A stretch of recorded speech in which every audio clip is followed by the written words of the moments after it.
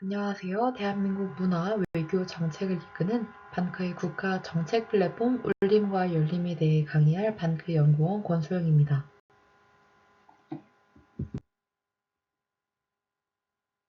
제가 강의할 목차는 다음과 같습니다. 먼저 누군가로부터 시작되는 작은 울림, 그리고 세상을 변화시키는 강한 움직임 울림을 통해 반크의 국가 정책 제안 플랫폼 울림에 대해 소개하고 대한민국의 미래를 열다 열림을 통해 반크의 국가 정책 소통 플랫폼 열림에 대해 소개하며 강의 마치도록 하겠습니다. 먼저 울림입니다. 울림은 국내 역사, 문화, 관광, 종합 정책 플랫폼으로 청소년과 청년들이 주체가 되어 정책을 제안함으로써 한국의 역사와 문화를 스스로 만들어 나갈 수 있는 기회를 제공하고 정부 부처에는 해당 분야의 정책에 대한 국민의 목소리를 들을 수 있는 공간을 제공하고 있습니다. 그래서 울림은 다음과 같이 구성되어 있습니다. 먼저 울림의 시작에서는 역사, 문화 분야의 정책에 대한 문제를 제시하거나 오류를 제보할 수 있습니다. 그리고 울림의 중심에서는 울림의 시작에서 다뤄진 문제 또는 오류에 대해 구체적인 해결 방안 및 정책을 제안할 수 있습니다. 그리고 마지막으로 마둘림에서는 울림의 시작과 중심을 통해 공유된 생각과 의견이 실제 정책으로 실현된 것에 대해 공유하는 공간입니다. 그럼 이번에는 여러분과 같은 청소년, 청년들이 실제로 울림에 남겨준 정책 아이디어를 함께 살펴보도록 하겠습니다. 먼저 한복 이모티콘을 만들어야 합니다. 이 글에서는 스마트폰을 사용하며 이모지를 살펴보면 서양 의복인 양복, 일본의 전통 의상 기모노, 그리고 인도의 전통 의상인 사리도 있지만 한국에 한복은 없다는 점을 문제 제기하고 있습니다. 그러므로 한복 이모티콘을 개발하여 국제사회에서 한국의 위상을 높일 수 있도록 노력해야 한다고 작성해 주셨습니다. 그리고 다음으로는 독립운동가들을 화폐에 반영해 주세요 라는 아이디어입니다. 대한민국 화폐는 단순한 경제적 수단이 아니라 우리의 정체성과 가치를 담아내는 상징으로 화폐 속 인물을 조선시대에 한정짓지 않고 독립운동가를 포함시켜 우리 역사를 반영하고 그날의 헌신을 현재의 가치로 담아내야 한다고 작성해 주셨습니다.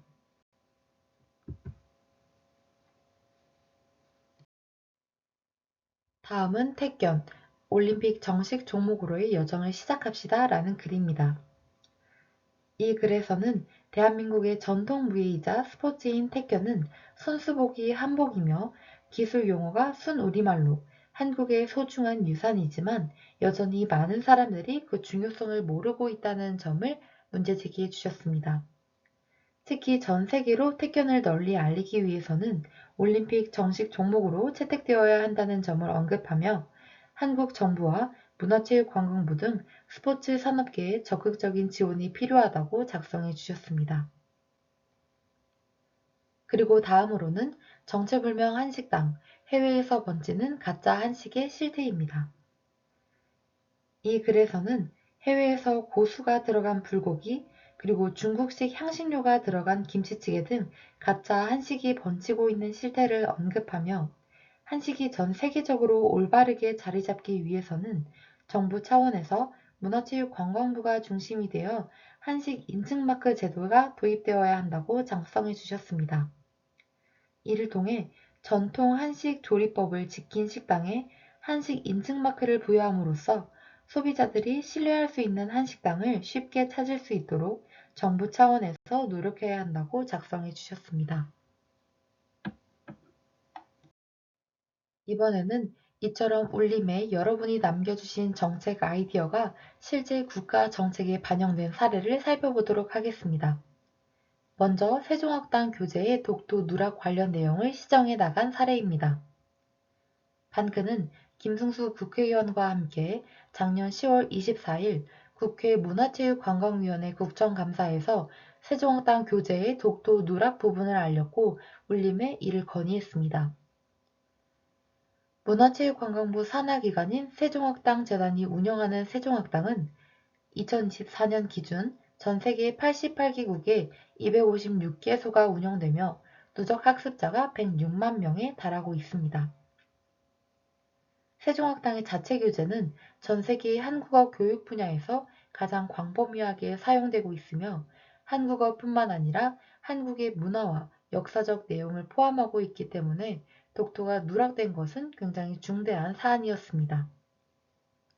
이에 반크는 국회의원 김승수 의원실과 공동으로 세종학당의 교재에 대한 보완 및 수정을 요청했고 마침내 세종학당이 총 17건의 시정 조치 완료했습니다.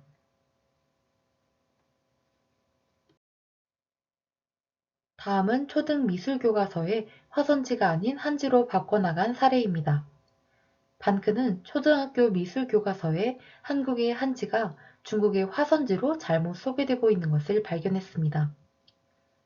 초등 교육과정에 쓰이는 교과서 6곳, 지학사, 천재교과서, 천재교육, 비상교육, 금성출판사, 그리고 미술과 생활에서 발행하는 미술교과서 12권이 화선지와 한지를 혼용하고 있었습니다.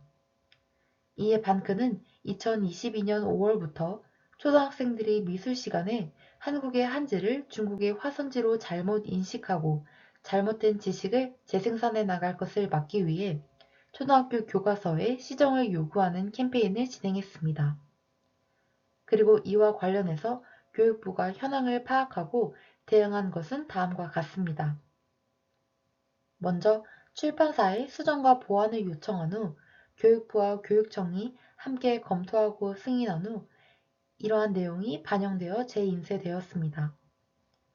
그래서 천재교과서 47권, 천재교육 50권, 지학사 30권, 이렇게 총 127건이 시정조치 완료됐습니다.